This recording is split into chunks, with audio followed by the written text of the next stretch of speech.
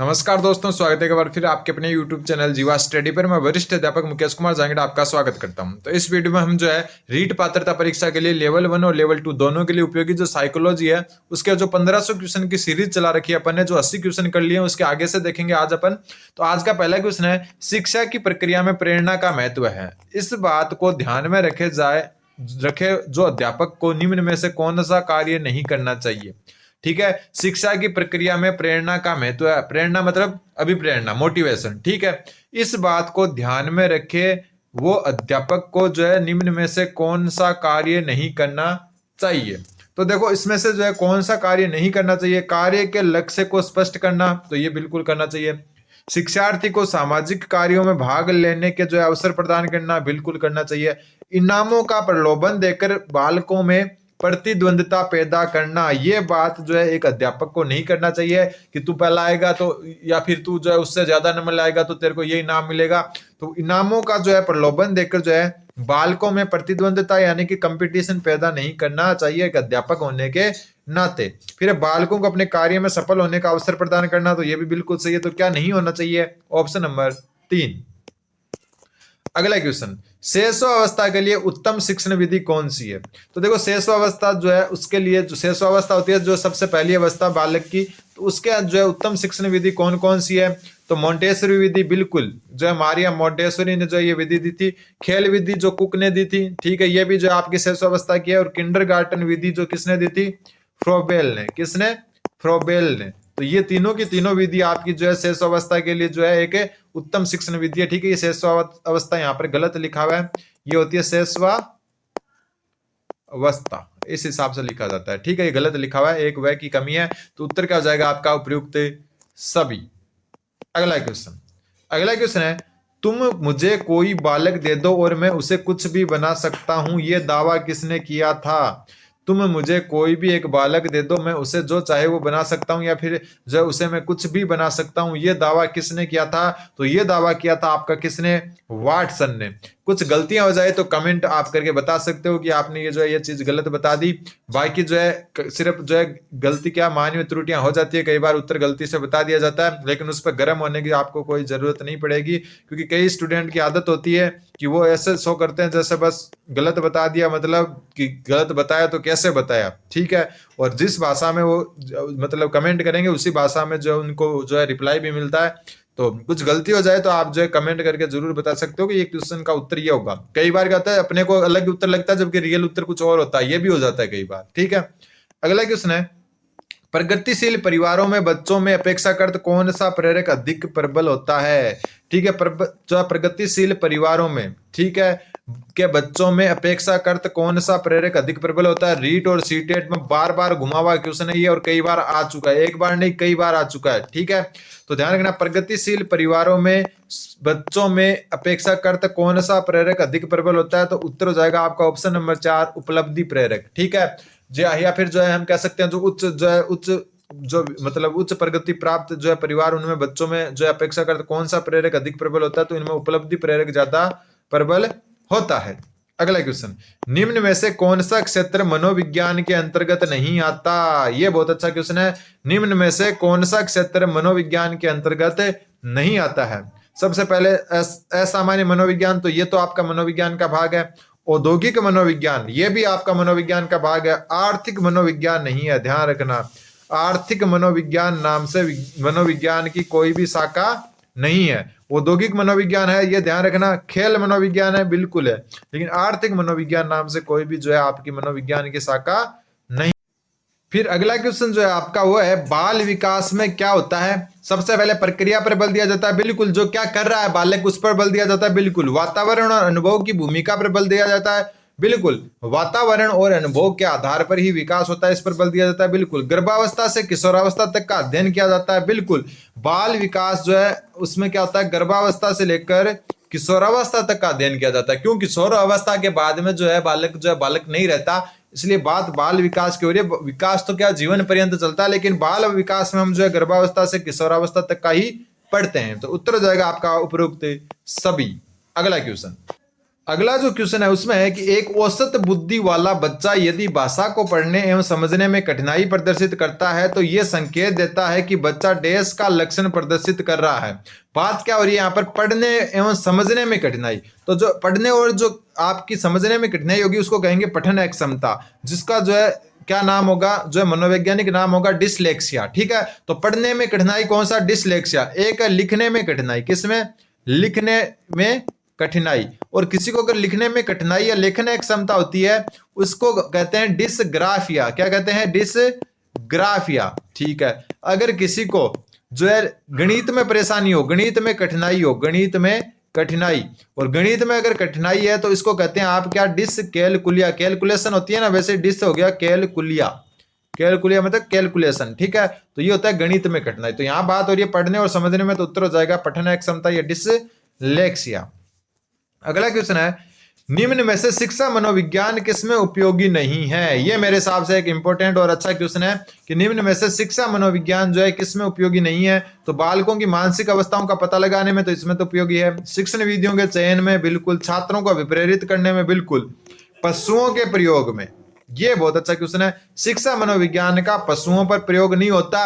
अब वैसे आप सोचोगे यार इतना फालतू ऑप्शन कौन देता है, लेकिन देखो ये नोट वाली बात पढ़ लेना कि पशु का प्रयोग मनोविज्ञान में किया जाता है, शिक्षा मनोविज्ञान में नहीं। इंपॉर्टेंट लाइन बनती है, जो पशु होते हैं ना उनकी बात यहाँ पर देखो शिक्षा मनोविज्ञान की हो रही है, इसलिए पशुओं में प्रयोग जो है इसमें उपयोगी नहीं होता। लेकिन अगर बात मनोविज्ञान की होती तो पशुओं पर प्रयोग भी मनोविज्ञान में किया जाता है, शिक्षा मनोविज्ञान में नहीं किया जाता। ये बात आप नोट कर लेना।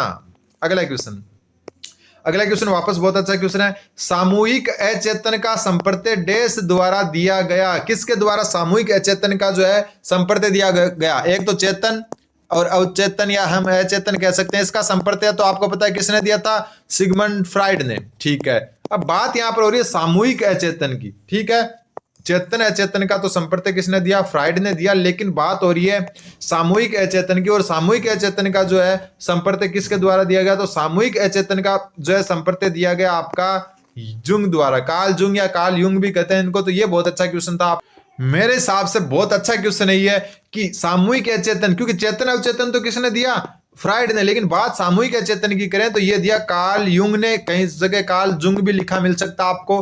ठीक है, तो उत्तर हो जाएगा ऑप्शन नंबर 4।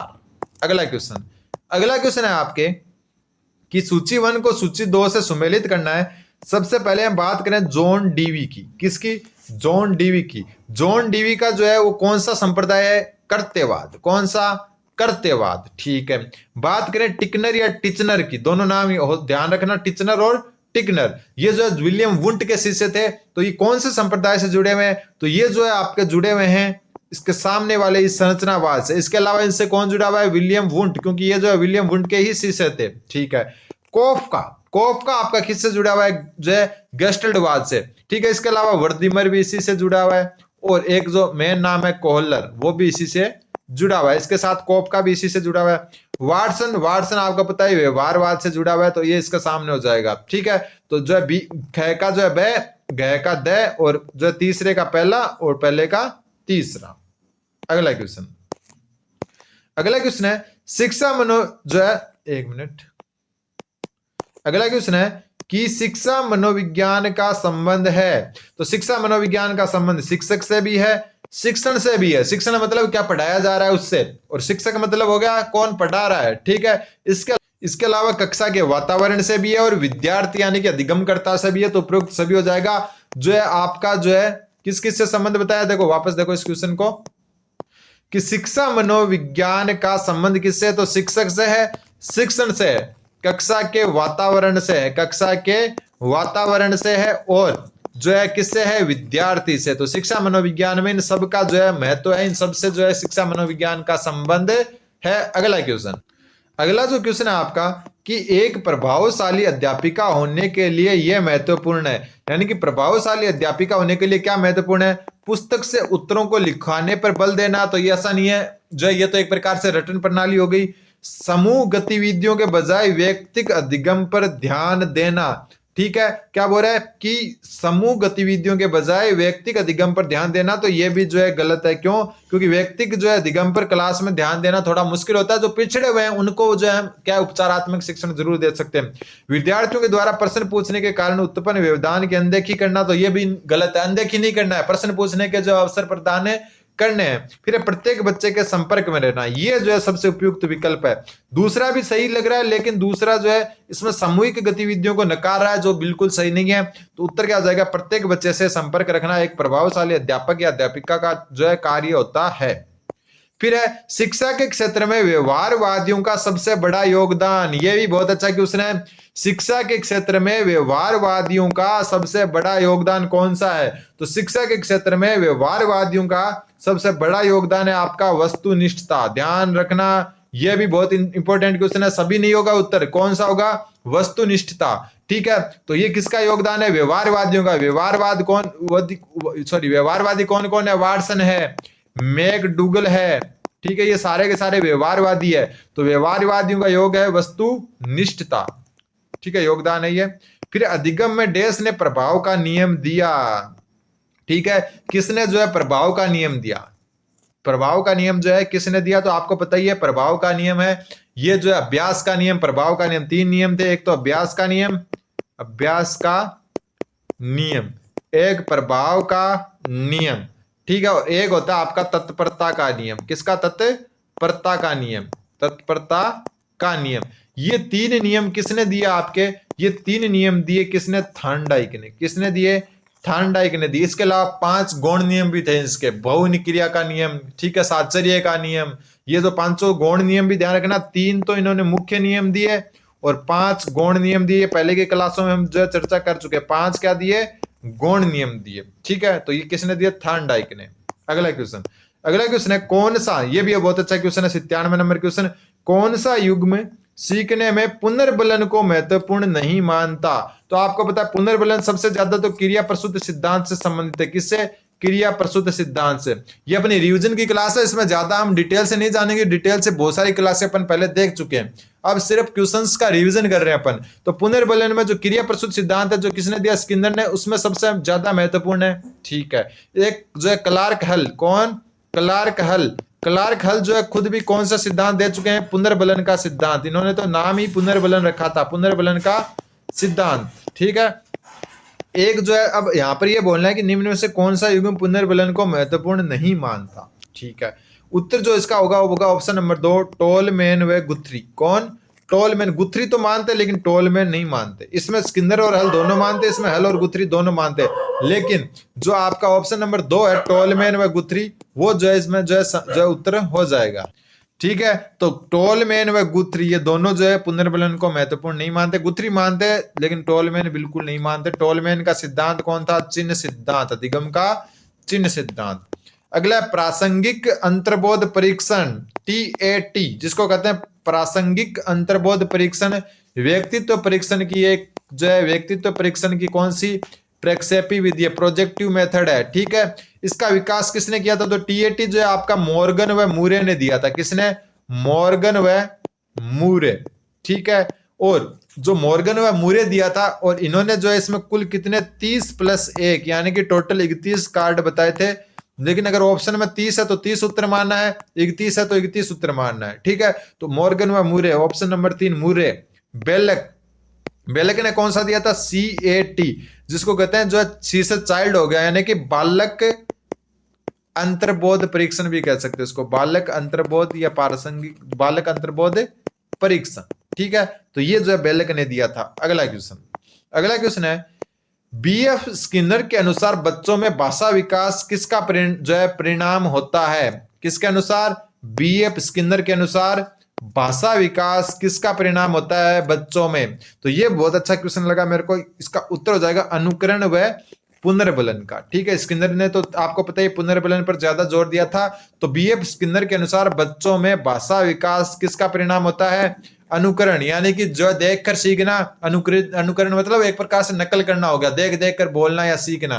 ठीक, और एक पुनर्बलन का। ठीक, अगला क्वेश्चन, अगला क्वेश्चन है शब्द समान तत्व निम्न में से गहन संबंध रखता है। शब्द समान तत्व निम्न में से किससे गहन संबंध रखता है। तो सबसे पहले जो है आपको जो है ध्यान रखना है इसका उत्तर। ये भी एक अच्छा क्वेश्चन है कि शब्द समान तत्व निम्न में से किससे गहन संबंध रखता है। नाम ध्यान रख लेना, शब्द समान तत्व, और ये जो है आपका रखता है समूह निर्देशन से। किससे? समूह निर्देशन से। ना समान परीक्षा प्रश्न, ना अधिगम स्थानांतरण, ना सहयोगियों से ईर्ष्या, ये रखता है समूह निर्देशन से सबसे जो है घनिष्ठ संबंध। फिर ये क्वेश्चन भी बहुत अच्छा है, शिक्षण अधिगम की सूचना प्रक्रिया यानी कि इंफॉर्मेशन प्रोसेस, शिक्षण अधिगम की सूचना प्रक्रिया यानी कि इंफॉर्मेशन प्रोसेस जिस अधिगम सिद्धांत से संबंधित है वह है।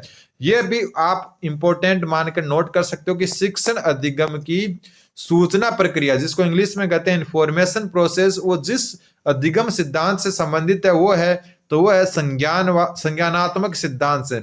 यानी कि जो जीन पियाजे और इनके अलावा किसने दिया था? जीन पियाजे के अलावा जो है आपका संज्ञानात्मक विकास सिद्धांत किसने दिया था? ये आप करेंगे कमेंट। क्या करेंगे? कमेंट, क्योंकि मैंने बहुत बार बता दिया है। ठीक है, एक तो जीन पियाजे ने दिया था संज्ञानात्मक सिद्धांत, एक और किसने दिया था वो आपको जो है कमेंट करके बताना है। ठीक है, तो इंफॉर्मेशन प्रोसेस आपका संज्ञानवाद से संबंधित है। अगला क्वेश्चन है आपका, सीखने की प्रक्रिया में विद्यार्थी द्वारा की गई त्रुटियों के संबंध में आपकी दृष्टि से निम्नलिखित में से कौन सा कथन सर्वोत्तम है?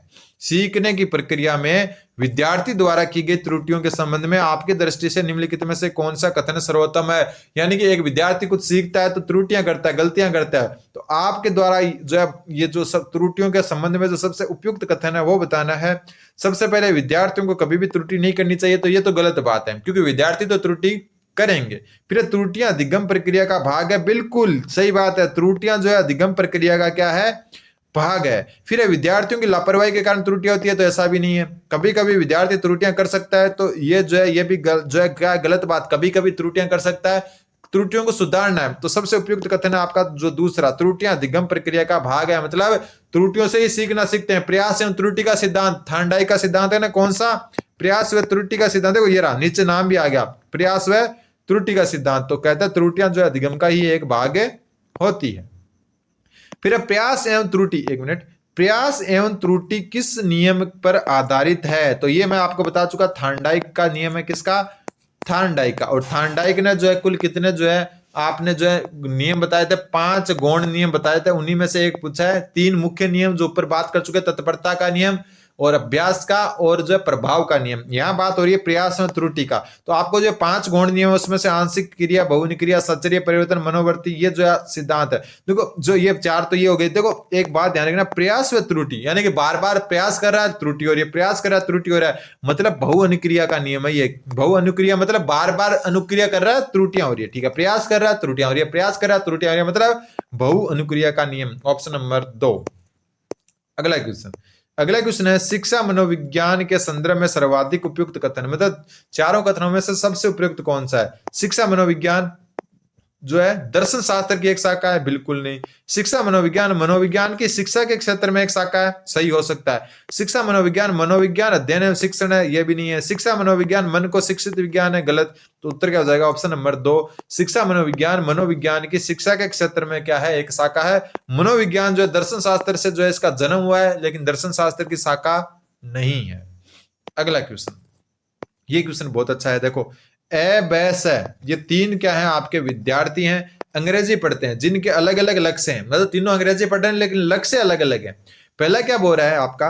पहला बोल रहा है कि विषय रोचक है, वह भावी जीवन में काम आएगा। यानी जो विद्यार्थी है वो बोल रहा है कि विषय बहुत अच्छा है, रोचक है, भावी जीवन में काम आ सकता है, इसलिए मैं पढ़ लेता हूं। ब वाला क्या बोलता है कि कक्षा में पहला स्थान प्राप्त करना है। स वाला बोलता है परीक्षा, ये उत्तीर्ण है, ठीक है, क्या उत्तीर्ण होने वाले ग्रेड प्राप्त हो जाएं, मतलब सिर्फ पास हो जाऊं कैसे न कैसे। एक सोच रहा है कि भावी जीवन में काम आएगा तो पढ़ लेते हैं अच्छे से, ठीक है। एक सोच रहा है पहला रैंक लाना इसलिए पढ़ लेते हैं। एक सोच रहा है बस कैसे न कैसे पास हो जाएं। तो यहाँ पर निष्पादन यानी कि एक प्रकार से उपलब्धि होती है, निष्पादन उपेक्षा यानी कि कैसे न कैसे जो है पास हो जाऊं वैसे वाला, और एक निपुणता जो रियल में कुछ करना चाहता है उसका सही क्रम लगाओ। तो देखो सबसे पहले उपलब्धि हासिल कौन करना चाहता है? ब वाला, कि पहला स्थान प्राप्त हो जाए, तो सबसे पहले ब आएगा। ये रहा, तो ये दो तो गए। फिर निष्पादन उपेक्षा, मतलब उपलब्धि की कोई जरूरत नहीं है, बस पास हो जाऊं मैं, उसकी उपेक्षा कर रहा है तो ये हो जाएगा सह वाला कि बस पास हो जाओ। निपुणता जो जीवन में कुछ करना चाहता है उस विषय को पढ़कर तो वो जाएगा ए, तो उत्तर हो जाएगा आपका जो है विषय को देखो रोचक व भावी बनाना चाहता है तो क्या हो जाएगा ऑप्शन नंबर 4। अगला क्वेश्चन है बाल केंद्रित शिक्षा के लिए किस मनोवैज्ञानिक ने शिक्षा शास्त्रियों का ध्यान केंद्रित किया। तो आपको पता है बाल केंद्रित शिक्षा पर सर्वप्रथम जो सबसे ज्यादा बल दिया था वो रूसो ने दिया था। किसने दिया था? रूसो ने। और इनके पुस्तक है बहुत अच्छी जिसका नाम है इमाइल। क्या नाम है? इमाइल। तो ये भी ध्यान रखना, इमाइल पुस्तक रूसो की है। बाल केंद्रित शिक्षा पर सबसे ज्यादा ध्यान भी इन्होंने ही दिया। फिर अगला क्वेश्चन, अंतर्दृष्टि अधिगम किसका परिणाम है? देखो अंतर्दृष्टि यानी कि सूझ का सिद्धांत, और ये किससे संबंधित है? कौन से संप्रदाय से? गेस्टल्टवाद संप्रदाय से। और इसमें जो गेस्टल्ट शब्द है, कौन सा शब्द है? गेस्टल्ट शब्द। ये कहां से उपजा है? जर्मन भाषा से, जिसका अर्थ क्या होता है? समग्र या पूर्णकार। समग्र कार या पूर्णकार। तो अब आप उत्तर अपने सामने है कि अंतर्दृष्टि अधिगम किसका परिणाम होता है? समग्र आकृति और प्रत्यक्षीकरण का। ठीक है, किसका है? समग्र आकृति और प्रत्यक्षीकरण का। तो उत्तर क्या हो जाएगा आपका? Option number 3। अगला क्वेश्चन है शारीरिक परिवर्तन के लिए जिन शब्दों का प्रयोग किया जाता है वह है। तो शारीरिक परिवर्तन का मतलब क्या हो गया? अभिवृद्धि। ठीक है, शारीरिक वृद्धि किससे संबंधित है? अभिवृद्धि से, परिपक्वता से नहीं है, ध्यान रखना। अगला क्वेश्चन, क्रिया प्रसूत सिद्धांत जो मुख्यतः किस पर बल देता है? तो ये बात ऊपर कर चुके हैं। क्रिया प्रसूत किसके द्वारा दिया गया? बीएफ स्किनर द्वारा। और ये ध्यान देता आपका सर्वाधिक पुनर्बलन पर। और आज का लास्ट क्वेश्चन बोल रहा है कि समावेशी शिक्षा के संदर्भ में भाषा शिक्षण के लिए अनिवार्य क्या है? तो समावेशी शिक्षण के लिए, भाषा शिक्षण के लिए उपयोगी है कि विभिन्न प्रकार की गतिविधियों का उपयोग हो सकता है। व्याकरणिक संकल्पनाओं का अधिकाधिक अभ्यास हो तो ऐसा जरूरी नहीं है। भाषा में सिर्फ व्याकरण नहीं होती। एकांकी शिक्षण में सभी की भागीदारी हो, ये भी नहीं। भाषा कौशलों का उपयुक्त अभ्यास, तो ये भी नहीं है। तो उत्तर हो जाएगा विभिन्न प्रकार की गतिविधियां करना। सबसे उपयुक्त बताना है समावेशी शिक्षा से संबंधित, क्योंकि करके सीखना जो सबसे इंपॉर्टेंट होता है। तो ये आपके जो आज के 30 इंपॉर्टेंट क्वेश्चन थे। आगे हम जो है क्लास को जारी रखेंगे। 1500 क्वेश्चन की ये सीरीज है, बहुत फायदेमंद आपके रहने वाली है। चैनल को सब्सक्राइब करें। धन्यवाद। बने रहें जीवा स्टडी के साथ। पीडीएफ चाहिए तो टेलीग्राम ग्रुप का लिंक डिस्क्रिप्शन में जाकर जुड़ सकते हैं।